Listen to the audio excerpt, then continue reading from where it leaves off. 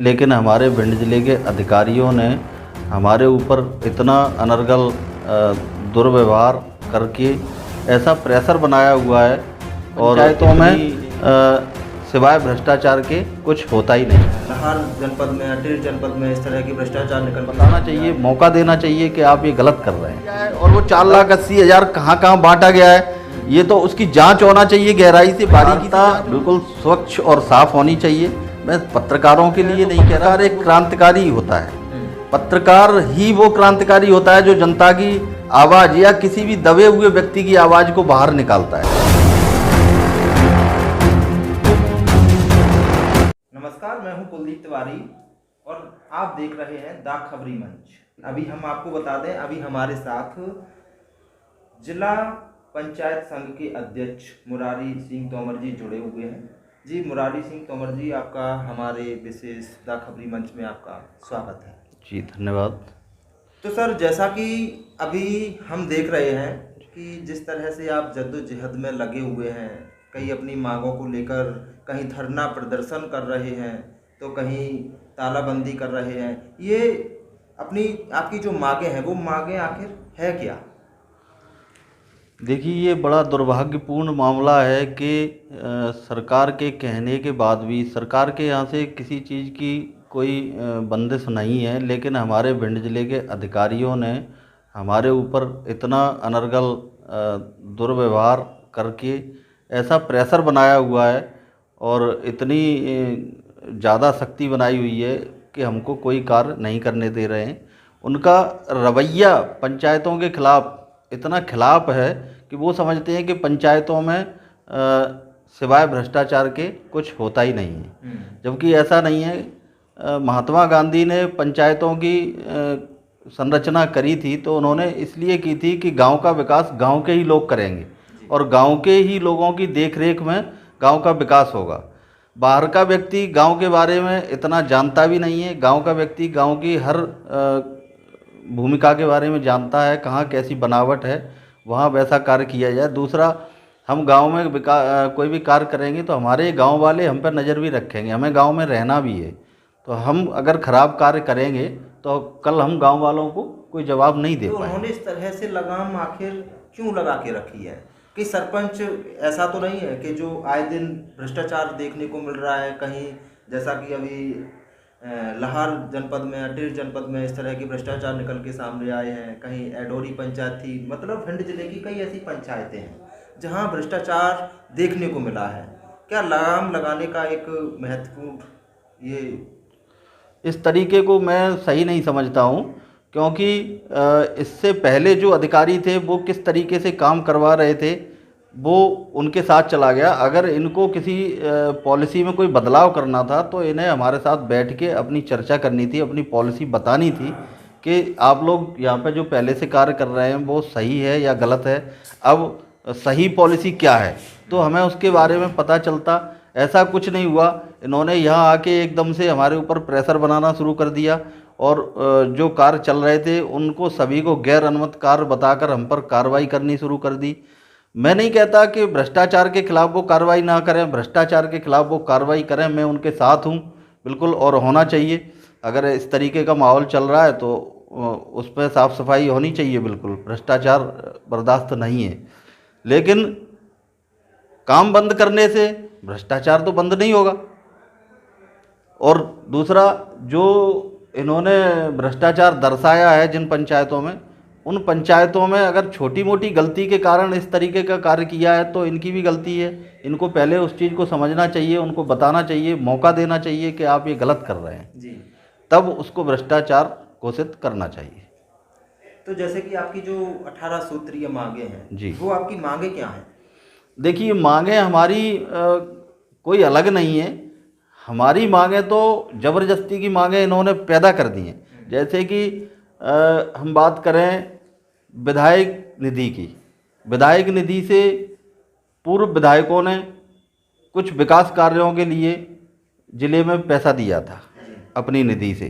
तो इसका सिस्टम है कि 50% राशि हमें पहले मिलती है, उसके बाद काम करने के बाद 50% राशि बाद में मिलती है। तो वो राशि दिए हुए आज 1 साल से भी ज़्यादा हो गया है और सरपंचों ने अपनी पंचायतों में काम करवा के उसको जांच करा के उसका मूल्यांकन करा के ज़िले में जमा करा दिया, लेकिन आज तक 5 करोड़ का भुगतान अटका हुआ है जो कलेक्टर साहब होने नहीं दे रहे हैं। तो ऐसी स्थिति में सरपंच कैसे काम करेगा? अगर किसी ने 10 लाख की राशि ली है और 5 लाख उसने अपनी जेब से लगाए कि अब मिल जाएंगे, तो वो 1 साल से भी ऊपर लटके हुए हैं, तो कैसे काम करेगा? पहला पॉइंट हमारा यही है।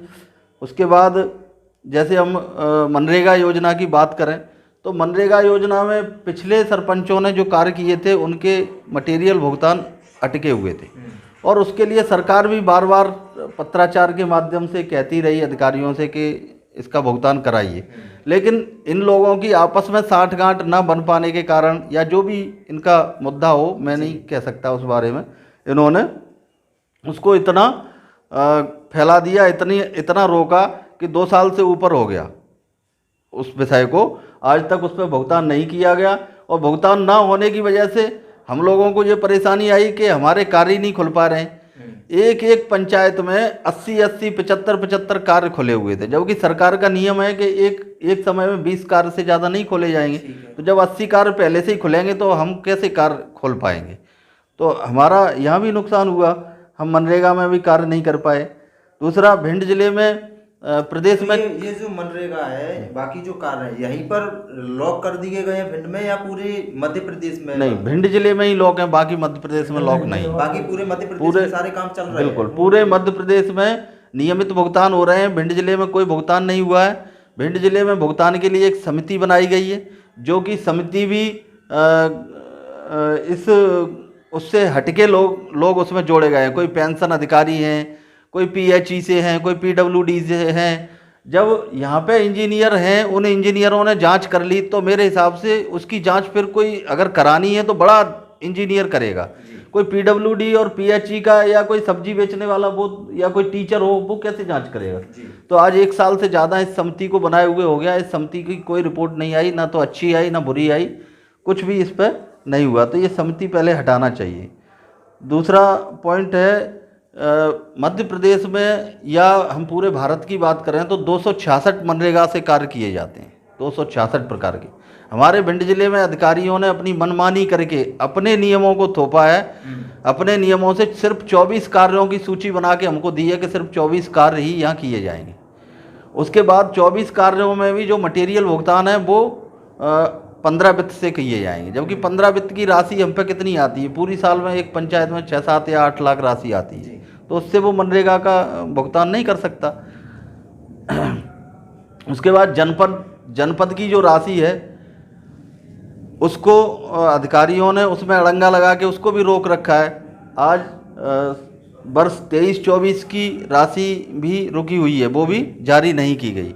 जो कार्य योजना यहाँ से बना के भेजी गई है उस कार्य योजना को फेल करके और रोक दिया गया है। आज तक वो राशि भी इशू नहीं करी गई। उसमें जनपद की राशि में इन्होंने ऐसे नियम बना दिए जो हमारे यहाँ कार्य होते हैं उन कार्यों को इन्होंने बंद करा दिया। जैसे हम पेयजल की बात करें तो तालाब बंद करा दिया, जल संरक्षण की बात करें तो उसके लिए चेक डैम, स्टॉप डैम ये बंद करा दिए, इससे नहीं होगा। सिर्फ भिंड जिले में, ये प्रदेश की सूची है। मतलब यहाँ के जो अधिकारी हैं वो लगाम लगाए हुए हैं? जी, लगाम लगाए हैं। CC रोड नहीं होगी। स्वच्छता की बात करें तो नाली या नाला ड्रेनेज नहीं बनाया जाएगा, उनका कहना है सिर्फ सोख्ता गड्ढा बनाइए। तो सोख्ता गड्ढा देखिए तो कुछ ज़मीन की बनावट भी होती है। जैसे यहाँ सोख्ता गड्ढा हमारे भिंड जिले में बात करें, मैं अपने गोहद की बात करता हूँ, यहाँ पे 4 से लेकर 5 महीने तक पानी भरा रहता है बरसात में। तो ज़मीन पहले से ही इतनी ज़्यादा पानी पी चुकी होती है कि यहाँ सोख्ता गड्ढा बिल्कुल भी काम नहीं करता है। मैंने खुद अपनी पंचायत में बना के देखे, लेकिन उससे कोई हल नहीं निकला। उसमें खुद कीचड़ हो जाता है, तो सोख्ता गड्ढा नहीं बना सकते। दूसरा, आजकल इतनी जगह भी नहीं है गांव में कि हम घर घर सोख्ता गड्ढा बना सकें, तो हमें नाली बनानी पड़ेगी। राशि हमारे पास पर्याप्त आती है, क्योंकि जनपद की राशि होती है उसको भी खर्च करने के लिए सरपंच को ही दी जाती है किसी न किसी माध्यम से, जनपद सदस्यों के माध्यम से, अध्यक्ष के माध्यम से। तो उस पर भी रोक लगा रखी है इन्होंने। उसके बाद जिले में 6 जनपद हैं। 6 जनपदों में से मात्र 2 जनपदों में ही CO हैं, बाकी 4 जनपदों में CO नहीं है। इन 2 जनपदों में भी सीओ नहीं थे। अभी गोहद में सीओ अभी भेजे हैं 1 महीने पहले, इसके पहले करीब करीब 8 महीने से सीओ नहीं है यहाँ पे। अच्छा जी। तो ऐसी स्थिति में एसडीएमओ को चार्ज दिए गए हैं। एसडीएमओ के पास सरपंच बार बार नहीं जा सकते, ना ही एसडीएमओ को इतना समय है कि वो आपकी बात सुन सकें और आपका काम देख सकें। उनके पास राजस्व का और तहसील का अन्य काम ही बहुत होते हैं। तो इस वजह से भी जनपद के कार्य पर रोक लगी हुई है। जनपद में कोई कार्य नहीं हो पा रहे हैं, हितग्राही के काम सब अटके पड़े हुए हैं। यहाँ तक कि मृत्यु सहायता राशि जो सरकार दे रही है, वो मृत्यु सहायता राशि की फाइलें भी जनपद में अटकी पड़ी हुई हैं, यहाँ से आगे नहीं बढ़ी हैं। कुछ कर्मकार मंडल कार्ड बनने के लिए लोगों ने दिए हुए हैं, उसके लिए बार बार जनता हमसे गांव में पूछती है, उनके कार्य भी अटके हुए हैं। 1-1 साल से 1.5 साल से कोई कर्मकार मंडल नहीं बने। ये तकरीबन कितने समय से ये कार्य बंद पड़े हुए हैं? ये एक वैसे करीब करीब 8-9 महीने से यहाँ बिल्कुल जाम लगा हुआ है। उसके पहले थोड़े बहुत चल रहे थे, वैसे 1 साल से काम प्रभावित चल रहे हैं। जब से कलेक्टर साहब आए हैं तब से तो बिल्कुल ही भिंड जिले में काम बंद हो गए हैं, लेकिन पहले दूसरे जिला सीओ थे तो वो थोड़ा बहुत एडजस्ट करके कैसे ही काम करा रहे थे। जब से ये जिला सीओ आए हैं तो इन्होंने दोनों जनों ने मिलके बिल्कुल भिंड जिले को स्टॉप कर दिया है। अभी कौन है जिला सीओ? जगदीश कुमार गोमे जी हैं जी। अच्छा, उनके द्वारा पंचायतों में 1-1 साल से सचिव नहीं है, जबकि नियम ऐसा है कि एक दिन भी पंचायत बिना सचिव के नहीं रहेगी। 1-1 साल से सचिव नहीं है तो उस पंचायत में बताइए कैसे काम होगा? कोई काम ही नहीं हो पा रहा उस पंचायत में। काम तो सब सचिव ही करता है, सरपंच तो सिर्फ काम बताता है, काम सचिव को करना है। सचिव को करना है जी। सचिव है नहीं तो काम हो ही नहीं सकता। दूसरा, सचिव को छोटी छोटी बातों पे ही उसको वो कर दिया जाता है, सस्पेंड कर दिया जाता है। हाईवे पे गाय मरी पड़ी है, उसके खिलाफ भी सचिव को वो कर दिया, सस्पेंड कर दिया गया। तो ऐसा नहीं होना चाहिए। तो ये पैसे का खेल तो नहीं है? अब ये तो हम कैसे कह सकते हैं, पैसे का खेल भी हो सकता है, इस पे तो हम क्या कह सकते हैं। तो सरपंचों को, सचिवों को टॉर्चर करना कहीं ना कहीं जी। अभी हाल ही में मेहगांव के जनपद सीओ थे राजीव मिश्रा जी, उन पर वित्तीय अनियमितता के कई आरोप लगाए गए और मेहगांव से हटा दिया गया। और मेहगांव से भिंड तक की दूरी उन्होंने 25 किलोमीटर की तय करी, उसी में उन्होंने गंगा नहा ली और भिंड जाके उनको वित्तीय चार्ज दे दिए गए।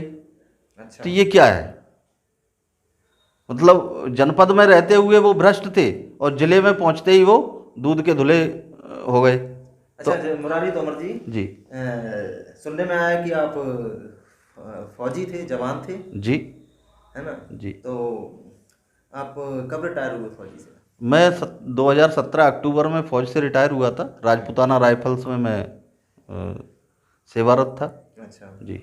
अच्छा तोमर साहब, तो आप 2017 में रिटायर होके आ गए, तो एक फौजी जब एक नेता बनता है जी, तो मुझे नहीं लगता वो भ्रष्टाचार करेगा जी, या भ्रष्टाचार के उसमें फेवर में खड़ा होगा जी। एक फौजी भ्रष्टाचार के विरोध में तो होगा ही होगा जी। ऐसा है? जी बिल्कुल है, हैं? बिल्कुल है। तो जो आप लड़ाई लड़ रहे हैं जी, सभी सरपंचों के लिए लड़ रहे हैं जी, और हम नहीं आप भी नहीं चाहते होंगे, हम भी नहीं चाहते कि पंचायतों में भ्रष्टाचार हो जी। तो इस बारे में आप क्या कहेंगे? जी, मैं बार बार ये लड़ाई लड़ रहे हैं जी, तो आपने आगे का पीछे का हर चारों तरफ का सोचा होगा जी, कि भ्रष्टाचार ना हो और पंचायतों के विकास कार्य हों जी। देखिए, मैं बार बार अगर आप मेरे सरपंचों से भी बात करेंगे तो मैं जब भी अपने सरपंचों को इकट्ठा करता हूँ, जब भी हमारा संगठन एकत्रित होता है, तब मैं उनको ज़रूर एक बात बोलता हूँ कि आप लोग भी किसी के बहकावे में आके कोई गलत कार्य ना करें जी। पंचायत में अच्छे कार्य करें। पंचायत के लिए थोड़ा बहुत डिफरेंस है कि मैं फौजी हूँ, फौज में सख्त नियमों से काम होते थे और यहाँ ये सिविल है, पंचायत है, जनता के बीच में है हम, तो जनता के बीच में थोड़ा बहुत हमको एडजस्ट यूँ करना पड़ता है कि कई चीज़ें जनता की मांग होती है जो नियमों में नहीं होती, तो हमें वो कैसे न कैसे करना होता है। फौज से आए तो सख्त नियम तो आप अपनाते होंगे जी, हमारे जी हमारे बिल्कुल हमारे सख्त नियम है। हमारे गाँव में भी सख्त नियम है। मैं गांव में भी जब सरपंच बना था तो उसके पहले हमारे प्राइमरी स्कूल में किसी सज्जन ने भूसा भर रखा था गांव में। मैंने उनको पहले एक चिट्ठी लिख के अवगत कराया कि आप भूसे को खाली करा दें, नहीं तो मैं इसमें इसको उठवा दूंगा या आप पे कार्रवाई कराऊंगा। उन्होंने नहीं सुनी। फिर मैंने दोबारा उनको दिया पत्र लिख के, और उनके परिवार वालों के साथ में मैंने एक बैठक करी, उनको समझाया। मैंने कहा आप इसको उठवा लीजिए, ये सरकारी संपत्ति है, कहीं ना कहीं हमारे बच्चों का नुकसान हो रहा है गांव के, इसको आप उठवाइए जल्द से जल्द, नहीं तो फिर हम कार्रवाई करेंगे। तो उनकी समझ में आ गई, उन्होंने उसको उठवा लिया। ठीक है, जैसा कि आप बता रहे थे कि ऐसे भूसा भरा हुआ था, कई स्कूलों में भूसा भरा हुआ आपको मिल जाएगा, कई आंगनवाड़ी केंद्र हैं उनमें भी भूसा भरा हुआ आपको पंचायतों में मिल जाएगा जी। तो जैसे आपने सरपंच संघ के अध्यक्ष हैं, तो आपने जानकारी ली कि अदर जो पंचायतें हैं उनमें कहीं भूसा तो नहीं भरा हुआ है जी? मैं तो ऐसे कई क्षेत्र हैं भरा हुआ है स्कूलों में जी। बिल्कुल, मैं पूछता रहता हूँ।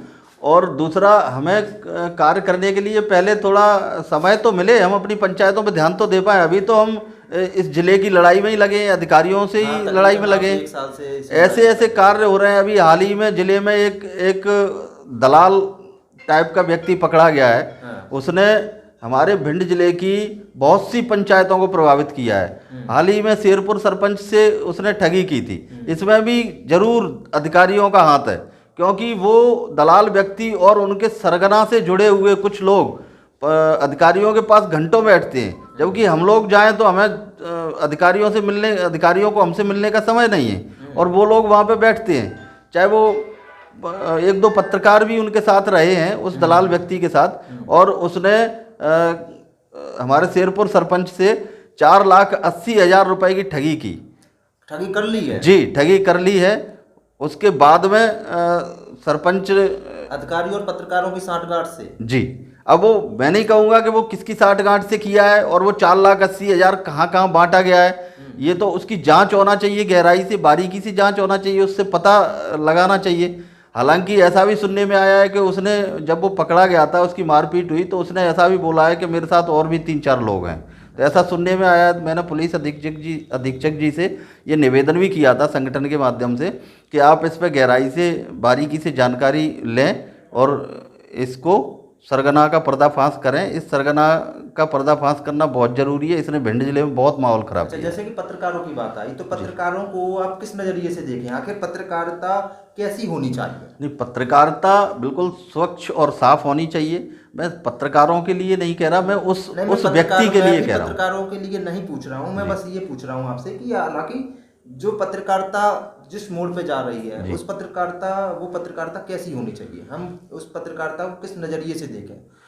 पहले पत्रकारिता जो होती थी और आज जो पत्रकारिता हो रही है, उसमें कितना अंतर आया है? उसमें बहुत अंतर आया है। अधिकारियों का दबाव भी चल रहा है, पत्रकार भी नहीं अपनी बात को अच्छे से आगे रख पाते हैं। पत्रकार, असल बात पूछा जाए तो पत्रकार एक क्रांतिकारी होता है। पत्रकार ही वो क्रांतिकारी होता है जो जनता की आवाज़ या किसी भी दबे हुए व्यक्ति की आवाज़ को बाहर निकालता है। तो पत्रकार अपने आप में बहुत मायना रखता है। पत्रकार की बहुत अहमियत होती है समाज को और देश को सुधारने के लिए। लेकिन अब ऐसा क्यों हो रहा है? अधिकारी कर रहे हैं, कौन कर रहा है, ये तो मैं नहीं कह सकता। अब आप बता रहे हैं ऐसे ऐसे कार्यों में संलिप्त पाए जा रहे हैं पत्रकार, तो ये कहीं ना कहीं एक पत्रकार जगत के लिए धब्बा है। जी बिल्कुल, है ना जी। तो हम नहीं चाहेंगे कि ऐसे कार्य हों और पत्रकारों का काम जो है वो अपने निष्ठापूर्वक करते रहें। बाकी जैसे आप जो मांगे कर रहे हैं, अधिकारी हैं वहाँ के, उनके लिए आप क्या संदेश देंगे? मैं उनके लिए यही संदेश दूंगा। मध्य प्रदेश सरकार के हाल में नए मुख्यमंत्री बने जी, मोहन यादव जी, उनके लिए आप क्या कहें? देखिए, मैं सरकार से भी यही निवेदन करना चाहूँगा कि अगर इस तरीके से अधिकारियों की मनमानी चलती रही तो इसमें सरकार का भी नुकसान है, कहीं ना कहीं जनता का नुकसान होगा। तो जनता में सरकार के प्रति रोष व्याप्त होगा और उसका नुकसान सरकार को भुगतना पड़ेगा। देखिए, कई चीज़ें जनता से जुड़ी हैं। ये जो विकास कार्य हैं पंचायतों के ठप किए हुए हैं, ये सब जनता को ही लाभ मिल रहा है, ये किसी के घर का लाभ तो है नहीं। जैसे मनरेगा योजना के दौरान किसानों की कितनी सुविधाएं हैं। खेत सड़क है, खेतों पे जाने के लिए उनको खेत सड़क का रास्ता बन जाता, वो वंचित रह गए हमारे भिंड जिले के किसान। उसके अलावा पशु शेड हैं, वो किसानों के लिए होते हैं, उससे किसान हमारे वंचित रह गए। दूसरा मेड़बंधन योजना है, उससे भी वंचित रह गए। तालाब हैं, कई कई प्रकार की योजनाएं हैं जो किसान और मजदूरों से ही जुड़ी हैं। तो वो सारी व्यवस्थाएं फेल करवाने के बाद नुकसान किसका हुआ? जनता ही का तो हुआ। आज हम खाद की समस्या लें, खाद पर्याप्त मात्रा में होने के बाद भी सोसाइटियों पे नहीं दिया जा रहा है। इस बात को कोई सुन ही नहीं रहा है। आए दिन हम कई सारी बातें करते हैं, कई सारे नेता होते हैं वो कई सारे वादे करते हैं और जनता है केवल बातें एक दूसरे से करती नजर आती है कि आज यहाँ व्यवस्था फैली है, कल को वहाँ पे फैली है, पंचायतों में भ्रष्टाचार फैला है, किसी का शौचालय सरपंच और सचिव के द्वारा निकाल कर पैसे खा लिए गए, डका लिए गए। मनरेगा में कई मजदूर हैं, उनके फर्जी तरीके से मास्टर डालकर फर्जी तरीके से पेमेंट निकाल लिए गए। तो आए दिन ऐसी चर्चा का विषय बना रहता है।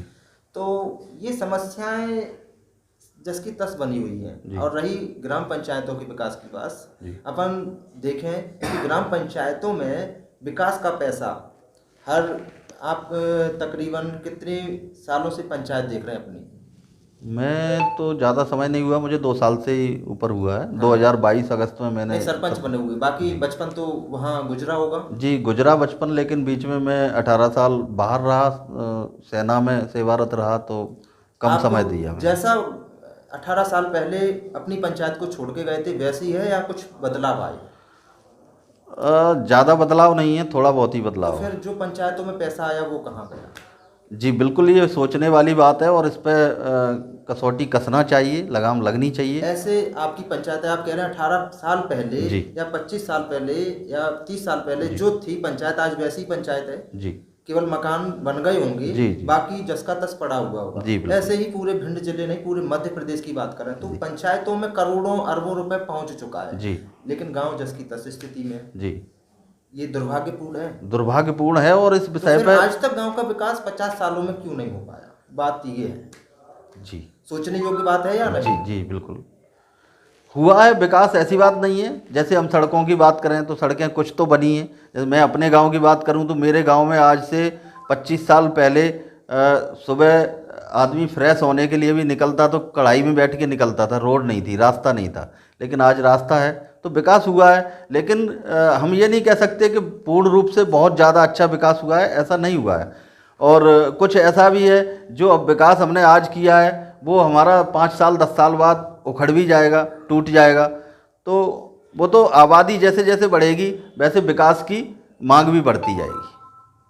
लेकिन जो पिछले सालों से, जो 50 सालों से, 18 सालों से, 25 सालों से जो विकास होने थे वो विकास नहीं दिखते हैं जी। मैं इस तरह से फंड जाता है पंचायतों में, पिछले कई सालों से फंड पहुंचा है जी, तो वो विकास अपन को दिखते हैं नहीं। तो इस बात पे अधिकारियों को लगाम लगानी चाहिए, बिल्कुल देखना चाहिए कि ऐसा क्यों हो रहा है। देखिए सरपंच इसका जिम्मेदार नहीं, अपन को स्वरूप देखने को मिल रहा है ना, बिल्कुल मिल रहा है। लेकिन सरपंच पर मेरी बात सुनिए, इस पर सरपंच जिम्मेदार नहीं है, क्योंकि सरपंच सिर्फ इसलिए होता है, नहीं ठहरा रहे हम, अधिकारियों को भी जिम्मेदार ठहरा रहे जी। जब आप करोड़ों रुपए, लाखों रुपए पंचायत को दे रहे हैं जी, पिछले कई सालों से उस पंचायत को दे रहे हैं। एक पंचायत अगर 1 करोड़ रुपए या 5 करोड़ रुपए लग जाता है तो उसका विकास दिखने लगेगा जी। लेकिन पिछले कई सालों में अरबों रुपए पंचायतों में पहुंचा, लेकिन एक पंचायत भी आपको डिजिटल पंचायत बनी है क्या? दिखी है नहीं? यहाँ अपन को लगेगा ये पंचायत अच्छी है। नहीं, ऐसे क्यों नहीं बनी? ऐसे तो जिले में बनी भी है। कुछ पंचायतें हैं जो विकास का मॉडल दे सकती हैं, कुछ अच्छे काम भी हुए हैं। सब जगह भ्रष्टाचार थोड़ी ना हुआ है।